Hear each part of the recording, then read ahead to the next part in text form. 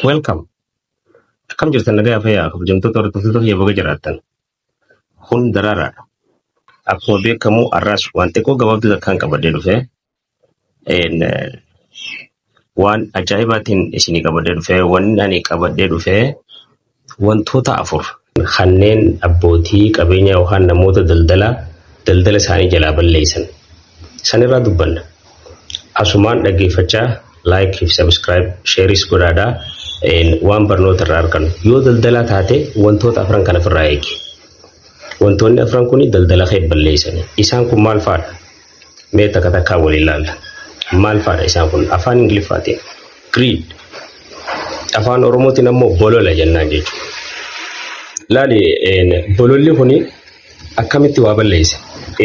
Fedhii ofittummaa garmalee sii galtee fedhii ofittummaa garmalee fakkeenyaaf akka malee waan takka tateen tahin ta'umnateetii olii hanga harkachuu qabdu olii bololuu tokko san. Lammaffaa waan hojjettu hunda keessatti maallaquma qofa maallaqaaf hojjechuun daldala kee balleessiti jechuudha.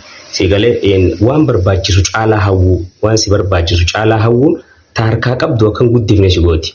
Kanaaf bololli ati keessattuu hojii keessatti gizee hojjechuu deemtu bololli adda addaa kan ati maallaqa hanga sin barbaachifne ol hanga keen ta'ini oli barbaaddu.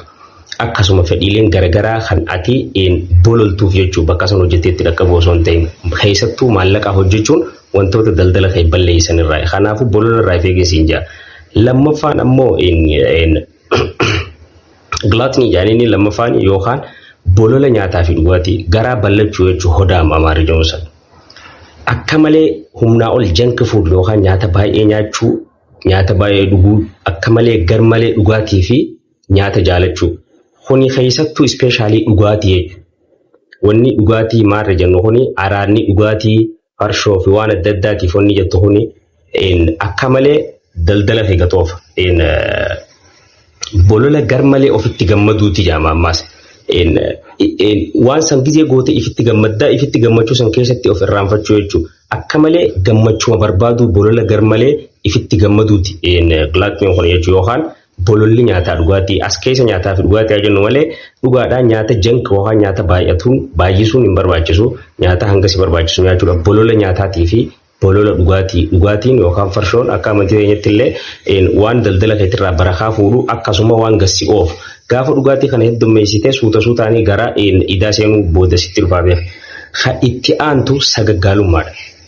Dubartii yookaan dhiira jennaan gaafa asirratti sagaggaalummaan araadni sagaggaalummaa wantoota daldala kee balleessan keessaa takka. Keessattuu baasiin namni sagaggaalummaadhaaf baasu biyya adda addaa gizee deemu naannoo adda addaa gizee deemu daldala isaa waan balleessarraa. Tokkoffaa sagaggaalummaa kun akka shari'aatti akka amantiitti haraami. Haraam kun ammoo daldala keessanii gaxoofa. Kanaafuu inni sadaffaa maal jennee amma sagaggaalummaa yookaan araada deemanii sagaggaaluu kana qabaachuu jechuudha yookaan dhiiraa fi dubartii tahee jechuudha. Kanaafuu namoota daldala qabdan wantoota wanni sadaffaa keessan irraa eeguu qabdan sagaggaalummaadhaa siin jaa. Ta'a afuraffaa araada qumaara taphachuuti gambling kan jennuun jechuudha. Qumaara taphachuu guys qumaara wanni jennuun kun waan akka malee hamaati. Araadni qumaaraa daldala kee fuudhee zeerootti deebisa. Akkamiin tokkoffaa hariiroo ati namoota wajjin daldaltu wajjin qabdu dhiphisaa dhufa tokkoffaa. Itti aansuudhaan hojii kee jidduu galuudhaan hanqina maallaqaa yookaan balaa hanqina maallaqaa guddaa si geessisa. Gaafa hanqinni maallaqaa si dhufe akkam taataree wantoota gonkumaa hin yaadin siigaltee idaa guddaa keessa seenuu. Siigaltee idaa guddaa keessa seenuuti si dhufa.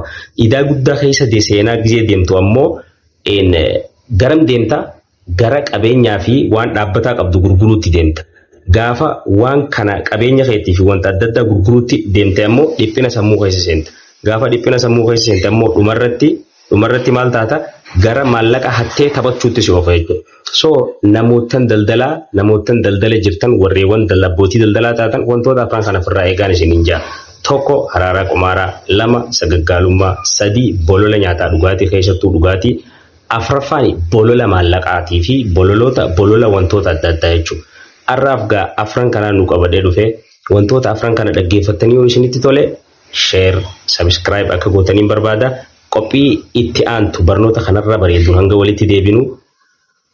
Peace.